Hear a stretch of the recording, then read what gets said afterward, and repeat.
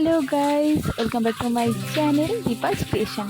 হ্যাঁ বন্ধুরা, অনেক দিন পরে আমি হাজির হয়ে গেলাম ছোট্ট একটি মিনি ব্লগ নিয়ে। তো সকাল থেকে আজকে সারাদিনই বেশ বৃষ্টির মৌসুম, তো আমি বুঝতেই পারছিলাম না যে সকাল থেকে আমি কী করব। আর এইদিকে আমার ছুটিও রয়েছে, তাই ভেবে না পেয়ে আমি বানিয়ে ফেললাম আলু কাবলি। তবে হ্যাঁ বন্ধুরা, এখানে একটি দুঃখের বিষয় রয়েছে যে এত পরিশ্রম করে যে আমি আলু কাবলিটি বানাচ্ছি, কিন্তু একটুকু আমি খেতে পারবো না, কারণ আমার শরীরটা কদিন ধরে খুবই খারাপ। তো এই সব কিছু না ভেবে চিন্তে আমি ভেবেই ফেললাম, বানিয়েই ফেলি। বাড়িতে যারা রয়েছে মা বাবা বোন, তারা খেতেই পারবে। তো হ্যাঁ, এই ভেবে আমি প্রথমেই বানিয়ে ফেললাম আলু সেদ্ধ, ছোলা সেদ্ধ।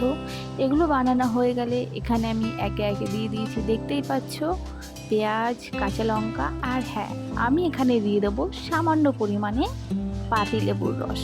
তুমি যতই এখানে দিয়ে দাও না টক জল তেঁতুলের, তারপরেও পাতিলেবুর রস যেন আলাদাই একটা স্মেল এনে দেয় আলু কাবলির। আর হ্যাঁ, এখানে আমি দিয়ে দিয়েছি অনেক রকমের মশলা গুঁড়ো। এখানে যেরকম আমি দিয়েছি মৌরি, কালো জিরে, গোলমরিচ, এলাচ, দারচিনি, লবঙ্গ, শুকনো লঙ্কা। তোমরা চাইলে আরও ইনগ্রিডিয়েন্টস বাড়াতে পারো, এতে মশলার ফ্লেভারটা অনেকটা সুন্দর হয়।